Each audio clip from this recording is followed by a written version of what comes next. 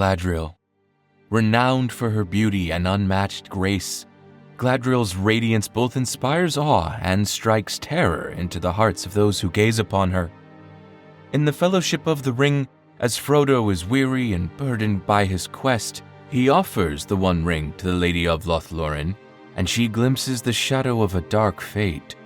A fate in which she would rise as a dark queen, a vision both terrible and sublime. Would she truly fall to tyranny? Or could she wield the ring only to vanquish Sauron and cast his shattered essence into the fires from which it was born? Join us as we delve into one of Middle-earth's most haunting mysteries. What might have unfolded had Galadriel accepted the One Ring from Frodo? And now at last it comes. You will give me the ring freely. In place of the Dark Lord, you will set up a queen. And I shall not be dark, but beautiful and terrible as the morning and the night, fair as the sea and the sun and the snow upon the mountain, dreadful as the storm and the lightning, stronger than the foundations of the earth. All shall love me and despair. She lifted up her hand, and from the ring that she wore, there issued a great light that illuminated her alone and left all else dark. She stood before Frodo, seeming now tall beyond measurement, and beautiful beyond enduring, terrible and worshipful. Then she let her hand fall, and the light faded. And suddenly she laughed again, and lo, she was shrunken, a slender elf woman, clad in simple white, whose gentle voice was soft and sad. This moment encompasses Galadriel's greatest trial, the temptation of the One Ring, a perilous test of her willpower and resolve. But what if the Lady of Light had faltered? To envision such a fate, we must delve into Galadriel's storied past and the treacherous nature of the One Ring that could have unraveled the very fabric of Middle-earth. Galadriel was no common elf. From her earliest days in Aman, she was famed as one of, if not the most powerful of all the elves, second only perhaps to her half-cousin Feanor. Both were among the greatest of the Noldor, renowned for their talents and pride, but their differences sent them on opposing paths. As the daughter of Finarfin, a prince of the Noldor, the Elves of Light, she inherited the legacy of Finwë, the first king of the Noldor. As well, her mother, Eärwen, a princess of the Telari, the Elves of the Sea, bore the noble lineage of Olwë, the lord of the Telari. This union of two great houses endowed Galadriel with an extraordinary heritage, blending unparalleled majesty and power. When Feanor forged his fiery rebellion against the Valar, Galadriel chose to depart Valinor, not out of fealty to him, but driven by her own dream of carving out a kingdom for herself. The vision led her to the shores of Alqualande, where she fought valiantly during the Kingslaying, defending her mother's kin against Feanor's marauders. Though her motives were noble, her hands were nonetheless stained with elf blood, a shadow she carried into self-exile. After the War of Wrath at the end of the First Age, the Valar extended forgiveness to many of the Noldor who had participated in the rebellion. Galadriel, however, chose not to return to Valinor. Her decision stemmed from her pride and her sense that she had not yet earned the right. She saw herself as unworthy due to her earlier ambitions and actions. Even after her father, Finarfin, turned back to accept the Valar's pardon, and Feanor was left to die in the wastes, Galadriel pressed onward. She crossed the bitter Helcaraxe with the remnants of her people, a perilous, icy wasteland that lay between the land of Aman and Middle-earth. It was the same treacherous land bridge that Feanor and his followers crossed in their rebellion, a journey that claimed many lives. Vast fogs and mists of deadly cold, and the sea streams were filled with clashing hills of ice and the grinding of ice deep sunken. Despite this, Galadriel was determined to forge her own destiny in the untamed lands of Middle-earth. Thus, she crossed the bridge with her people and endured. The Lady of Light's ambition was rightfully tempered over time by a millennia of strife and sorrow, yet it was never wholly exhausted. Her deeds in the Second and Third Ages left an eternal mark on the world, such as, in this time, she was chosen to be granted Ring of Power. Out of the 3 elven rings crafted by Celebrimbor, she ultimately came to bear Nenya, the Ring of Water. Thus, as fate would have it, through her lineage, her connection to Nenya was impenetrable and unyielding. As the shadow of Sauron lengthened, Galadriel summoned the mightiest of Middle-earth to form the White Council, a union of wisdom and power. She aligned herself with Gandalf, Saruman, Elrond, and other great lords, yet her council often stood opposed to Saruman's growing pride. Regardless of her long labors, a yearning for dominion still smoldered within her heart, a flicker of defiance that had driven her from Valinor. This inner fire made her uniquely vulnerable to the One Ring's lure. Had Galadriel claimed the One Ring, she would have been transformed into a being of immense power and terror. Her intentions, noble at first, would have twisted under the ring's malign influence. She envisioned herself as a queen, wielding the ring to overthrow Sauron and bring order to Middle-earth, and her vision would likely ring true. Yet her own prophecy foretells the grim reality. "In place of a Dark Lord, you will set up a queen, and I shall not be dark, but beautiful and terrible, and all shall love me and despair." The One Ring magnifies its bearer's deepest desires while corrupting their spirit. It would have amplified her ambition for certain, and her yearning to protect her people, warping them into a tyranny unmatched in Middle-earth's history. Nenya, the White Ring, held its own unique gifts, though there is a common misconception regarding its powers. Tolkien himself declares that the Rings of Power could only amplify the inherent abilities of their bearers, drawing forth and magnifying their native strengths, yet never bestowing gifts wholly alien to their nature.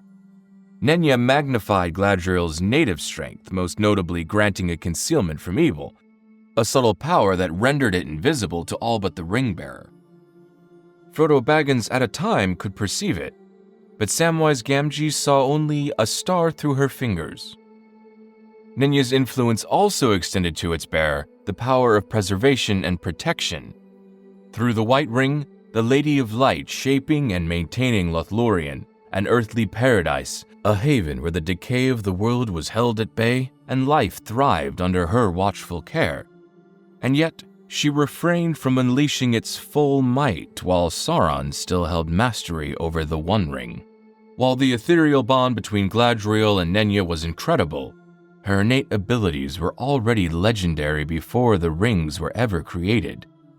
She was said to communicate across vast distances, foreseeing glimpses of the future, and shield her thoughts from even the most potent of minds. Indeed, she once declared that even Sauron could not penetrate her mind, though she could perceive his. "I perceive the Dark Lord and know his mind, or all of his mind that concerns the elves, and he gropes ever to see me in my thought, but still the door is closed." With the One Ring, Galadriel would become a rival to Sauron, her power a luminous counterpoint to his shadow. She wouldn't dare to march openly to Mordor, but would instead gather strength, bending the wills of mortals and lesser beings to her purpose in a familiar unfolding of events. Her reign would expand like a golden storm, enveloping lands in a brutal splendor. Even her beauty, as described in Tolkien's works, transcends mere physical appearance, and could be used to turn the hearts of the most honorable beings in Middle-earth. Her presence is imbued with an almost otherworldly light, a reflection of her lineage, wisdom, and the blessings of the Valar. This unique combination often leaves those who behold her speechless, as her elegance carries a profound spiritual depth. In the case of Gimli, his admiration for Galadriel arises not only from her physical appearance, but also from her profound kindness and respect towards him, a dwarf, a race often at odds with elves. When Galadriel offers Gimli a gift of his choosing, he surprises everyone by asking for a single strand of her hair. She, in turn, generously grants him 3 strands. According to unfinished tales, Galadriel had refused to give her hair to Feanor in the First Age, despite his desperate requests. In contrast, Gimli's humble request reflects his genuine appreciation for her spirit. By granting his wish, she not only honors his reverence, but also acknowledges his nobility, transcending the long-standing divides between their races. Now, with the One Ring, the light of her essence, once a source of awe and inspiration, is weaponized to ensnare the hearts of even the noblest beings of Middle-earth. Her unmatched grace and majesty, imbued with the ancient power of the Valar, become tools of subjugation and conquest. With her immense will and the potency of her ambition, she has risen as a dark queen, casting a shadow that rivals Sauron's own supremacy. In such a guise, her compassion would transform into a mask of manipulation, drawing in even the smallest of hobbits to the mightiest of warriors into her thrall. Even the malleable wills of Sauron's orcs could be twisted to rebellion under her sway, her loveliness a cruel and irresistible instrument of tyranny. Her gift for preservation and protection could have been inverted, sustaining her empire through dread and false hope. In this alternate fate, the Dark Queen's power, unrestrained and untempered by humility, would have wrought a tyranny as enduring as it was irresistible, leaving no corner of Middle-earth untouched. However, the ring's true allegiance would always be to Sauron. Though the Lady Galadriel in wielding it could grow in might beyond reckoning, she could never surpass the Dark Lord. Sauron would now be able to penetrate her innermost thoughts through the ring, and if she sought to confront Sauron directly, the ring would betray her, twisting and corrupting her mind and sealing her downfall. Galadriel's long journey in Middle-earth was one of redemption, a slow renunciation of the pride and ambition that once defined her. By rejecting the ring, she chose humility over dominion, and accepting the burden of her past and earning her return to Valinor. Had she succumbed, her fate would have been a bitter irony. In her quest to protect and preserve Middle-earth, she would have destroyed it, becoming the very darkness she sought to oppose. The Golden Wood would have withered under her smothering regime, and her name would have been etched in history not as the Lady of Light, but as a tyrant clad in cloaked magnificence. I passed the test. I will diminish and go into the west and remain Galadriel.